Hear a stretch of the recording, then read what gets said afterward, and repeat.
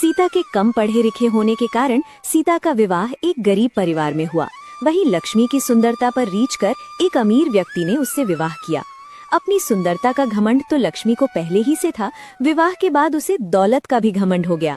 दोनों बहनें आसपास ही रहा करती थीं।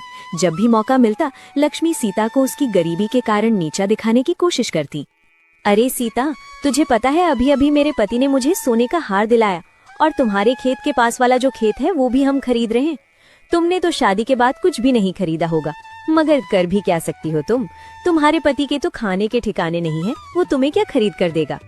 सीता को बुरा तो लगता किंतु वो मन महसूस कर रह जाती। सीता के दिन बड़ी तंगहाली में गुजर रहे थे। 2 वक्त की रोटी भी बड़ी मुश्किल से जुट पाती थी। कई बार लक्ष्मी से मदद की गुहार लगाती। अरे लक्ष्मी बहन, आज हमारे घर पर अन्न का एक दाना भी नहीं है।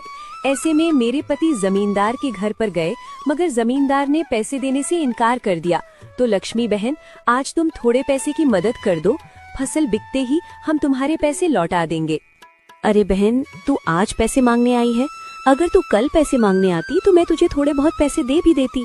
मैंने तुझे बताया था ना, तुम्हारे खेत के पास वाला खेत जो हम खरीद रहे हैं। तो आज सुबह सुबह मेरे पति घर में जितने भी पैसे थे सभी लेकर चले गए। घर में आज पैसे नहीं हैं। किंतु लक्ष्मी ने कभी उसकी कोई मदद नहीं की।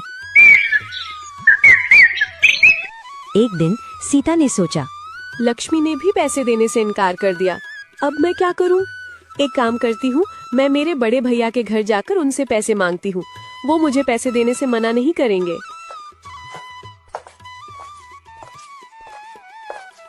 आगे बढ़ने पर उसे एक बूढ़े बाबा दिखाई पड़े। अरे बाबा, इतनी गर्मी में आप ये भारी मटका लेकर कहाँ जा रहे हो? कहीं नहीं बेटी, बस ये पास वाले गांव में मेरा घर है, वहीं ये पानी का मटका लेकर जा रहा हूँ। अच्छा, मैं भी गांव की ओर जा रही हूँ। लाओ, अपना ये मटका मुझे दे दो। नहीं बेटी नहीं, मैं तो ले जाऊंगा ये मटका, तू क्यों तकलीफ उठाती है? अरे बाबा, मैं भी तो तुम्हारी बेटी जैसी हूँ, लाओ दे दो मुझे ये मटका। मटका ले लिया। दोनों साथ साथ गांव पहुँचे। सीता ने बूढ़े बाबा के घर तक मटका छोड़ दिया। ठीक है बाबा, अब मैं चलती हूँ। अपने भाई के घर पहुँच गई, मगर उस समय भाई घर पर नहीं था। अरे भाभी, भैया कहाँ पर है? वो अभी घर पर नहीं है। अरे मुझे भैया से जरूरी काम था। क्या काम है, मुझसे कहो। अरे भाभी, मैं क्या बताऊं, अभी हमारे घर के हालात बहुत खराब है। हमारे पास 2 वक्त के खाने के भी पैसे नहीं है। तो इसमें हम क्या कर सकते हैं? हमारे पास कोई पैसों का पेड़ है जिसमें से पैसे तोड़कर तुम्हें हम दे दें? हमारे पास अभी पैसे नहीं है। ठीक है, पैसे मांगने के अलावा कोई काम हो तो बताओ, वरना यहाँ से जाओ। ठीक है भाभी, मैं चलती हूँ। भाभी ने उसे घर से भगा दिया। दुखी होकर वो अपने गांव वापस लौटने लगी।